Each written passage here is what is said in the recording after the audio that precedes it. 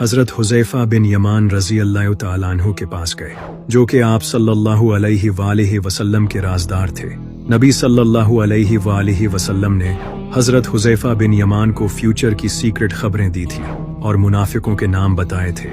हज़रत उमर ने हज़रत हुज़ैफ़ा बिन यमान से पूछा, आप सल्लल्लाहु अलैहि वसल्लम ने फरमाया था कि मेरी उम्मत और फितनों के दरमियान एक दरवाज़ा है, जैसे ही ये दरवाज़ा खोला जाएगा तो उम्मत में फितने होंगे।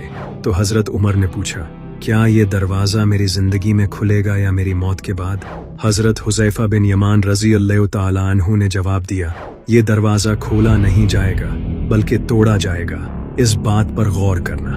तो हज़रत उमर ने हैरत से पूछा, क्या ये दरवाज़ा खुद टूटेगा या इसे कोई इंसान तोड़ेगा? हज़रत हुज़ैफ़ा बिन यमान ने कहा, इसे एक इंसान तोड़ेगा। हज़रत उमर ने अफसोस से कहा, फिर ये दरवाज़ा दोबारा कभी नहीं जुड़ पाएगा। यहाँ हज़रत उमर और हुज़ैफ़ा बिन यमान दोनों हज़रत उमर रज़ी अल्लाह तआला अन्हु की बात कर रहे थे और तमाम सहाबा ये मंजर देख रहे थे। और फिर ऐसा ही हुआ। हज़रत उमर रज़ी अल्लाह तआला अन्हु शहीद कर दिए गए और इनके कातिल का नाम अबू लुलू फिरोज था, जो मुगीरा बिन शुबा का गुलाम था, और मुगीरा बिन शुबा मुआविया का राजदार था और ये सारी जिंदगी इसके साथ रहा था। इन्हीं लोगों ने उस दरवाजे को तोड़ा, यानी हज़रत उमर को, जिसकी हज़रत उमर और हज़रत हुज़ैफ़ा बिन यमान रज़ी अल्लाह तआला अन्हु बात कर रहे थे। तो इसके बहुत ज़्यादा चांसेस हैं कि हज़रत उमर की शहादत के पीछे मुआविया का हाथ था, क्योंकि मुआविया वही शख्स था जिसे हज़रत उमर की शहादत से सबसे ज़्यादा फ़ायदा पहुंचा। और ये भी आपको आगे पता चलेगा। हज़रत उमर रज़ी अल्लाह तआला अन्हु की वफ़ात के बाद हज़रत उस्मान अगले खलीफा बने।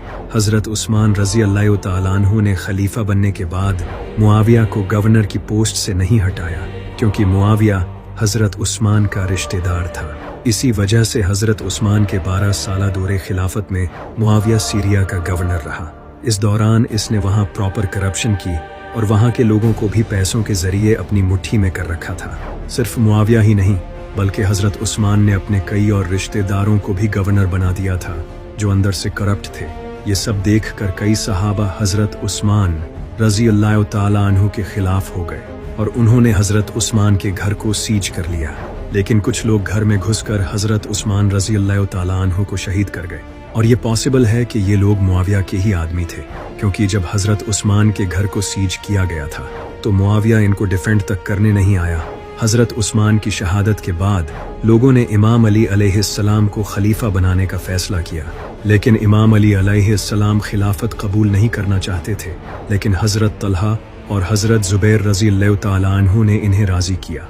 हर कोई यही चाहता था कि इमाम अली अलैहिस्सलाम पहले खलीफा बने, क्योंकि वो जानते थे कि यही वो इंसान है जिसकी अब ज़रूरत है। जब इमाम अली खलीफा बने तो उन्होंने सबसे पहले हज़रत उस्मान के गवर्नर्स को हटा दिया, जिनमें एक मुआविया भी था। मुआविया की हुकूमत खतरे में आ चुकी थी। वो हज़रत उस्मान की शहादत का फ़ायदा उठाकर खुद खलीफा बनना चाहता था।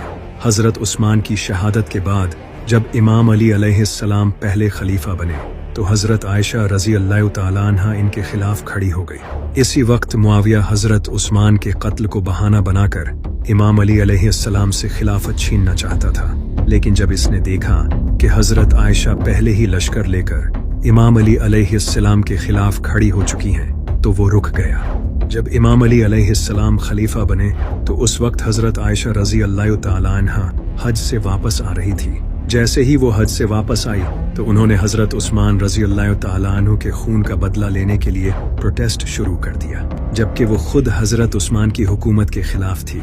हज़रत आयशा के प्रोटेस्ट को देखकर हज़रत तलहा और ज़ुबैर रज़ी अल्लाह तआला अन्हु